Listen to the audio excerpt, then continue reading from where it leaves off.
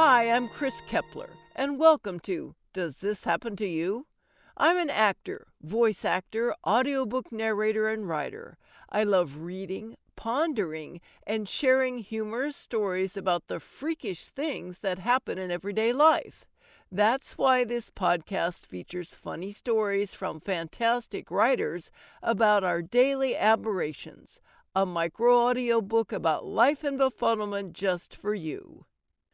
Our story this week is from Bev Potter, who you'll find on Medium.com. And here is The Agony and the Ecstasy of Subscribing to Everything. Can you even remember a time when you didn't have to subscribe to everything? Sure, maybe you paid an annual fee, but you didn't subscribe to anything except magazines. Remember magazines? No? Well, the weird thing is that magazines are incredibly cheap now, except for The New Yorker, of course. That tote bag ain't free. I get Elle for $10 a year. Vogue used to be something like $50 a year, and it's probably just as cheap now. I think I'm paying $5 a month for New York Magazine just so I can pretend I don't live in Ohio. Vanity Fair is $14 a year, but it's a sad imitation of itself. Since Christopher Hitchens died, Graydon Carter left, and Anna Wintour was named the Chief Content Officer, whatever that means, of all Condé Nast magazines. Let's call it the inverse law of magazines. The more precarious their situation becomes, the cheaper they get. If you had told somebody 30 years ago that they would one day subscribe to food, they would have looked at you like you were crazy. 1990 me. Why would you subscribe to food? You go to the store, you buy the food, you bring the food home, you make the food, you eat the food. I actually tried subscribing to food twice. Same results both times. There's only so much organic buffalo with quinoa and tiny cubes of summer squash vacuum sealed in a styrofoam container that you must receive every week, or your unborn children will be sacrificed to Satan, that I could handle. Can I just order some meals when I feel like it? No. It comes every week until you have so much food, it's bursting out of the windows like you live in a giant cornucopia. I had high hopes for the soup sub, but it turns out that clean and healthy is code for bland and disgusting. At least I got a nice spoon out of it, and some socks. The socks were a surprise, but hey, who doesn't need socks? You can also subscribe to snacks from other countries. Dried fish skin, anyone? Snacks and toys for your dog or cat or hamster or rabbit. Cosmetics, perfumes, clothing. Mystery boxes. Don't know what's in them, but who doesn't love a mystery? These vendors have gift in their names. But it's not really a gift if you buy it for yourself.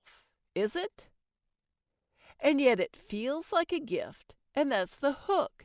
Even if it's a gift for your dog, it's like a surprise birthday party every single month. People are buying monthly subscription boxes not for the things themselves, but for the dopamine rush of having a package waiting for them when they get home.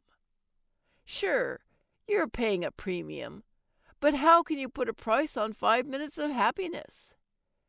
And companies, of course, know this. The greatest lie the devil ever told was, you can unsubscribe at any time. Because you won't. People are lazy, but the lure of that faux escape valve gets me every time.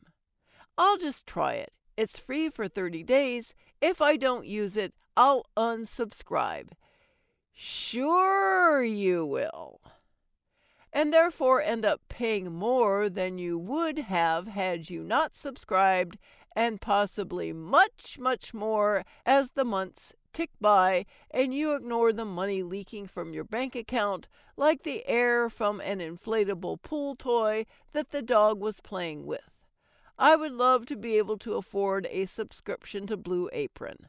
I am indescribably tired of eating cereal for dinner. The lure of meal kits is that you don't have to shop at the grocery store or chop vegetables. You do, however, still have to cook the food and clean up the dishes. A tiny chef and waiter are not included in these packages, despite the astronomical price, which may explain the slump in meal kit popularity, that and the general tanking of the economy. In keeping with our times, you can also subscribe to a service that helps you unsubscribe to all the things you subscribe to that you forgot you subscribed to. The services themselves get paid by taking a percentage of the amount you saved in the first year, and if it can't save you anything, it won't charge you anything. Rates vary by company, of course, but range anywhere from 33 to 50%. There is no way to circumvent these fees if the service does save you money, but at least you still end up with some extra cash each month. Ironically, these services all offer subscription plans that unlock access to all features like financial coaches, medical bill negotiation, and automated credit card payments. ReviewGeek.com. I'm shopping for a new, dumb, cheap television for my mom. Best Buy wants to charge me $199 annually to deliver and install one TV. Annually! How many TVs do they think I buy? In my eternal quest to maintain my cash flow at the same net level of sadness, I changed my Hulu subscription to an annual plan, with ads, the horror, thereby saving me $100 per year, which I promptly turned around and spent on an annual subscription to the Criterion Channel. I will never watch the Criterion Channel, but it gives me great comfort to know that Catherine Deneuve, in all her lovely French nubileness, will always be waiting for me in The Umbrellas of Cherbourg. Thanks so much for listening. If you enjoyed this story, let me know and share it with your friends.